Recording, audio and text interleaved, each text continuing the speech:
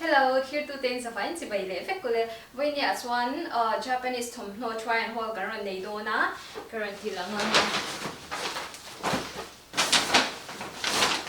Heng hau hin ni a.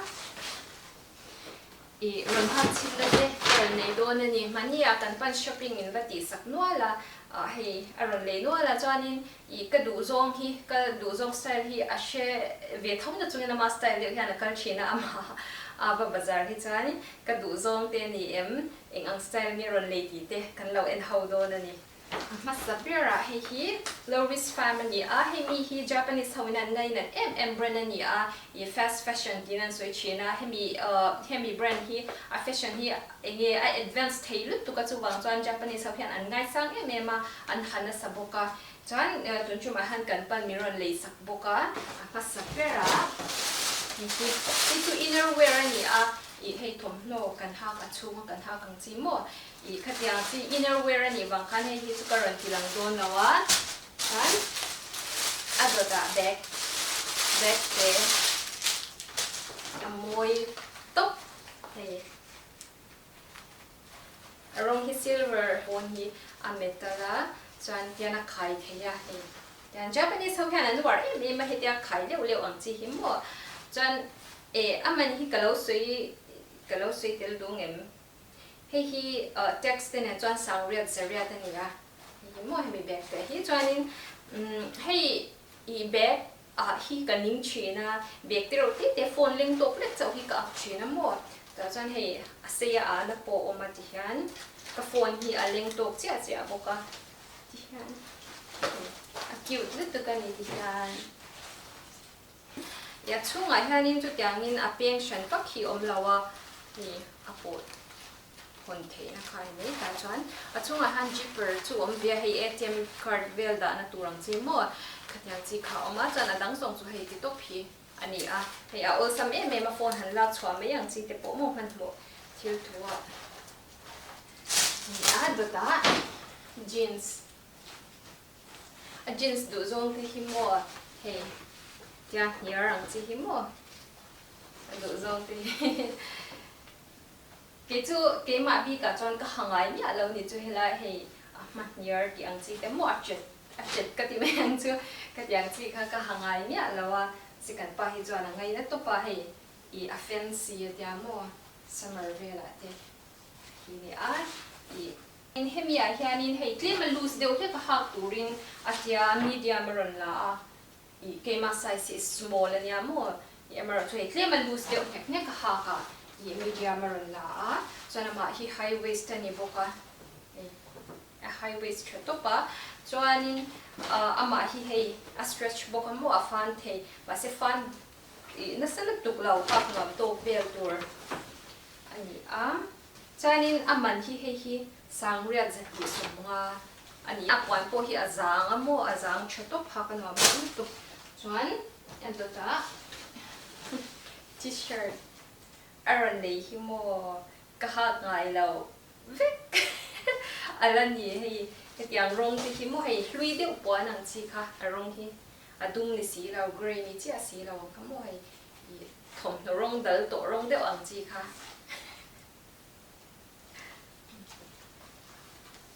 eng lo to a street thei top a thil do zong hi mo hei hi za man ye kan lo en liang hei sangli zakwa sumunga ani boka mase a eng lo reu top a cool top chuan korfol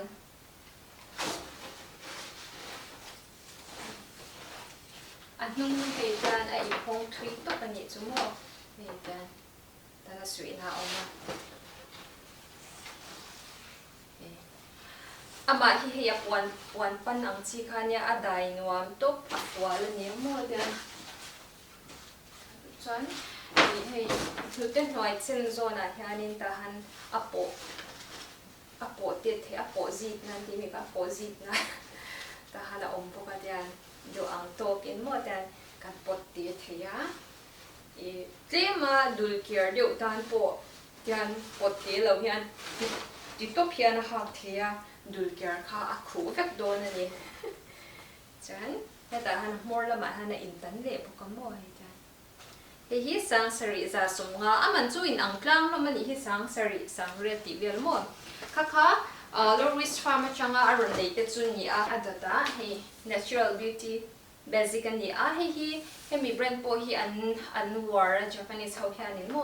I chuanin hemi brand ro thi ni lawata hi chuan koron mix no ala polo brand te po oma I polo brand hi a chen chu a ma de yanin le to ma se kal ha man si lo bang chi te khani a chung ho po chu karon tinang til do ne ma sabera hi hemi t-shirt hi ni a he la ka ti em a hi polo brand ani a size small ani a hemi t-shirt hi sing hi sang ru zali sing hi sang ru zali ne ma se hei apwan hi mo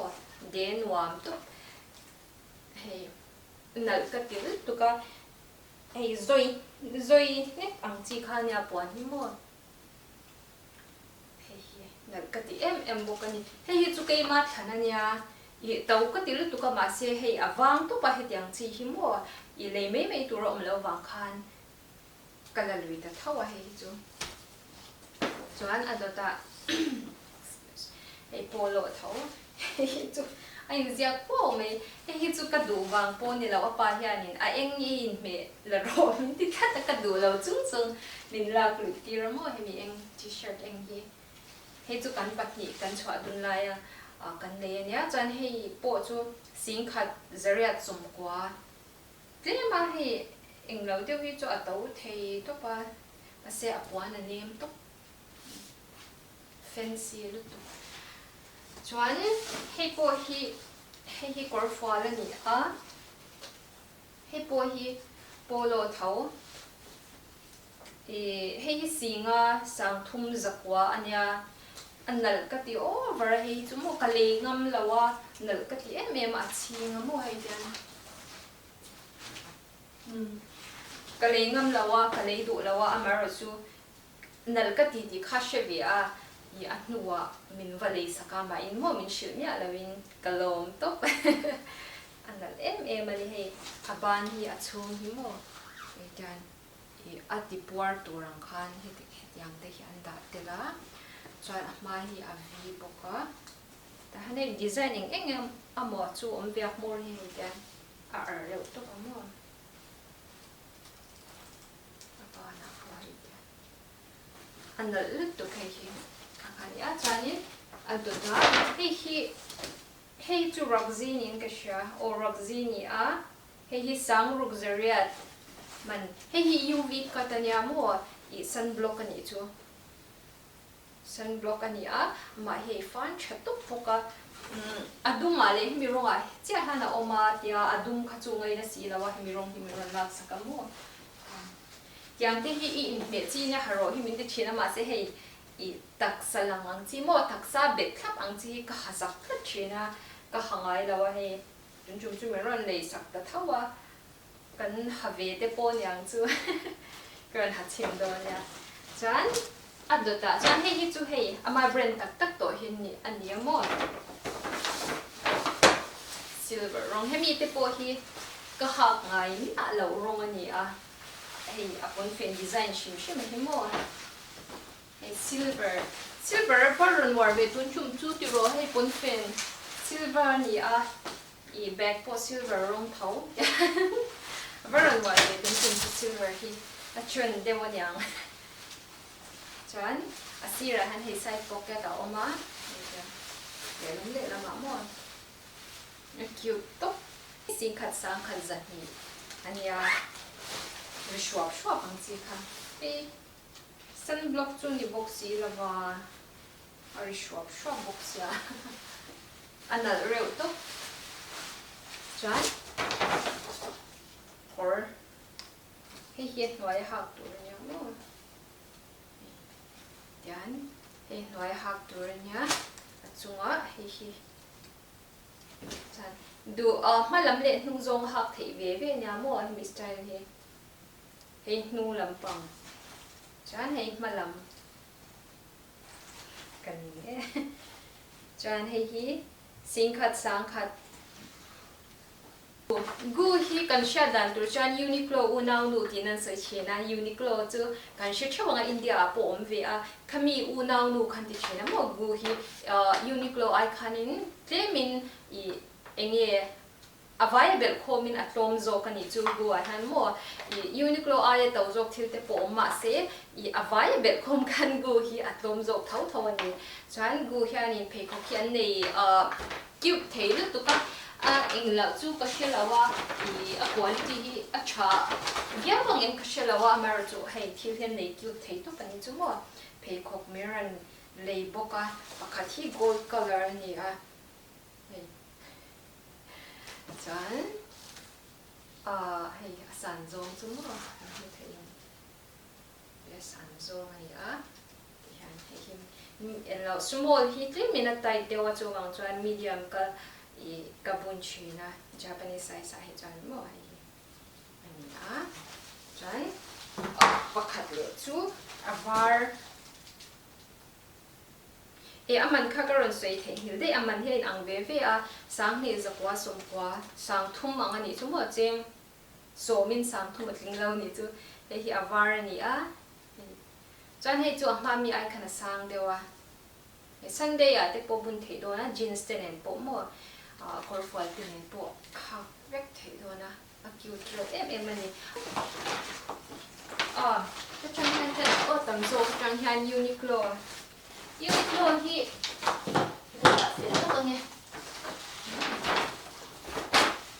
Uniqlo chang kan lo chena Uniqlo hi kan pa han ngai sang tu ka Japanese brand na chan mo ha ka nuam chin em a chu bang chuan India a chuan a tawa Uniqlo hi entirnan tuna hi sanga zakwa sumkwa lo ni ta ni sang ruk anga lo ni ta cheng so min sang ruk a thling lawa chuan hemi sanga zakwa sumkwa hi India poisa chuan alo tlom le ta ni chu chuan India a le taila India poisa khan Uniqlo a hemi hi sanga zakwa sumkwa thau hian kan le le a chu India khan tau dei zo kani chu mo alet thok kani chu India khan Uniqlo price chu bang chuan Japan kanom lai hanin lei war ro hi mi chena Uniqlo product hi mo min war pui thei em a min du sak pui thei lu tu ka ha ka nuam sia pon te hi mo chu bang chuan ni tun chu ma po han ro le no la hi denim ani a denim pon light teu ang chi kharit lo te ang chi khamo chuan hei aban hi hian a po zip theya a po zip khoi zo nge we wrap around ang chi deu khan ya he ti hian hinga kina kan hat chinang kha ni a chan ta hi po ni pro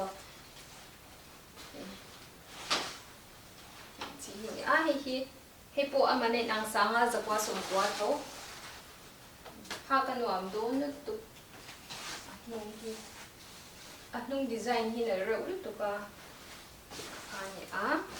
chuan khami chung ha tu kha I kor Uniqlo mi thau mi ron ne ya hi mani a ka ha du wang na te khi kalau tit la man to a hi chu I in suit em a karan da tel thau ani hi right tel pa mo hay aman ka to lawa tek kha kalau pai khade ya chuan hi Uniqlo mi thau hi yugi kat thau ani a sunblock mo ha kan wam hi dai tep ang chi kha a dai bun tu hi sang hi zakwa somkwa ni a reason mani boka hi elo Uniqlo how hi mo an chat em na chu summer a hianin reason te oma sunblock te ten thom ho hi ro siama chuan winter ani se hi tek ang chi te hei I pan te si ma se lum de ang chi khamo lum hi pang chi te kha an ro siam chuak le china hei wang hianin an lo Uniqlo hi an Uniqlo product hi a chachin em hi wang hian kan pa po hian min war pu ya mon hei chu khoi khona po sneakers te nen pon hak thei vek don ani atai ma to chuan hei chu Uniqlo mi thau ni a hei aron le in rem tur hei kemis hak don han ka zong roi china noi hak tur hi mo ama hi hei bra om nga la brush and pa hak ngai lo khan mu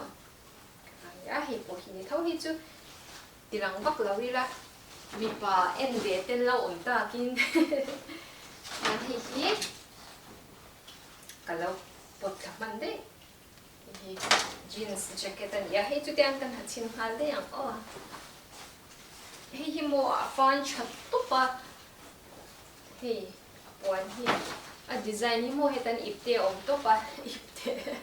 side pocket tan om to pa chuan a plain ang kha hong ni aban ani boka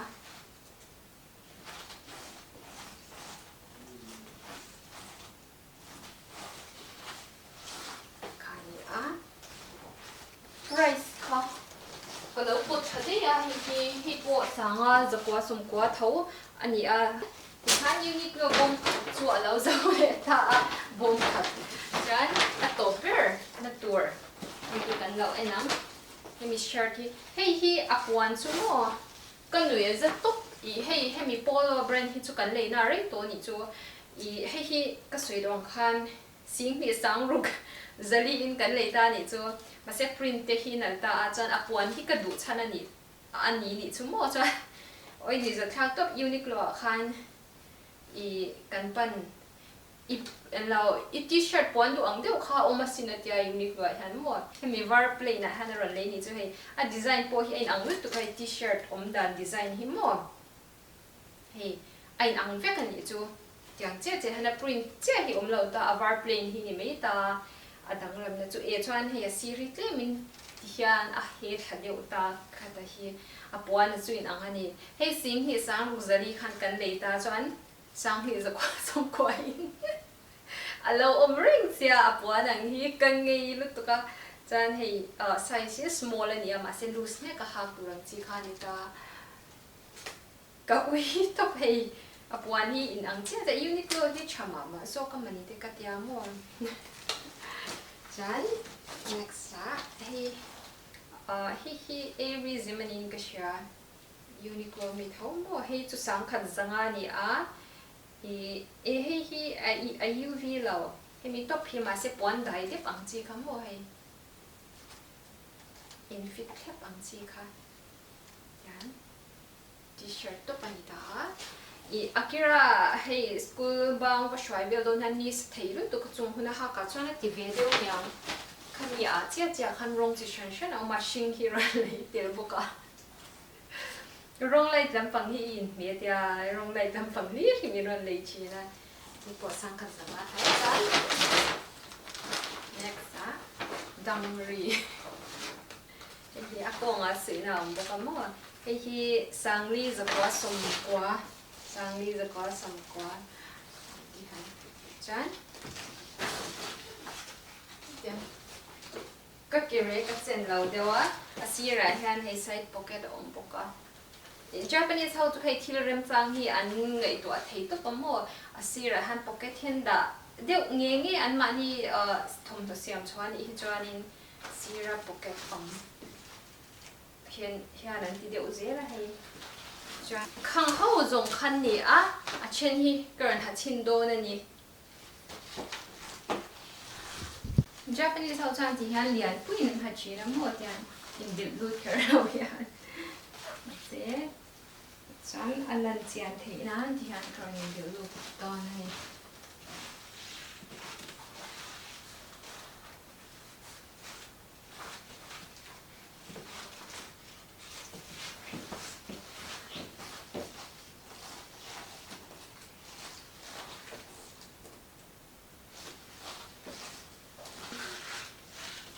uniqlo mi kha ni boka per fa hi ban hi lai ni tan apo thui thei boka kalo swing het man lu tu ka hi lai hi the di ha na ki ka thea chan they wrap around ang kha ni mo nu nga sui thea chan nei a in thwa thui to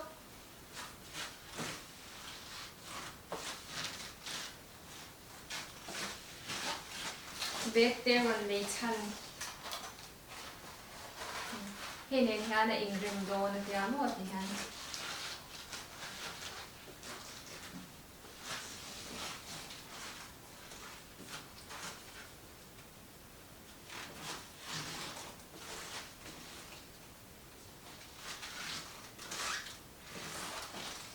Pon pen rishwap chop ka ti kha ni a te asira han side pocket a oma chan kong hi han sang em a sir chang malam chan ka kire chen cha ni a ha ka no mem hi yu vit ka ta ni a adai no to hi Tina t-shirt currently lang le, dangway currently lang te kanya, dan side pocket. Ni ako nga sui na hiyo mo masi kamang care pon karing lawa. Matabi. Kalang full thay law re. Ihla na ni a.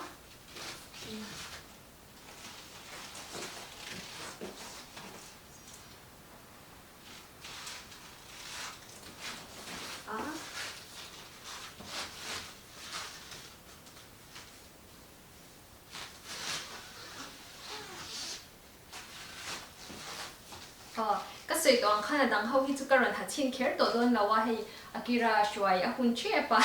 ka in prepare te nga yawangin I karon hatin vek don lawa kang how zawng khaboy na ta na video karon ti chwa the te chun ni a kan channel te in mu du zawng te ani chuan in min lo like ka min lo subscribe pa comment te min lo petur khan karon som chewa video thara kan in hule cheu da ne zawai bye bye vek le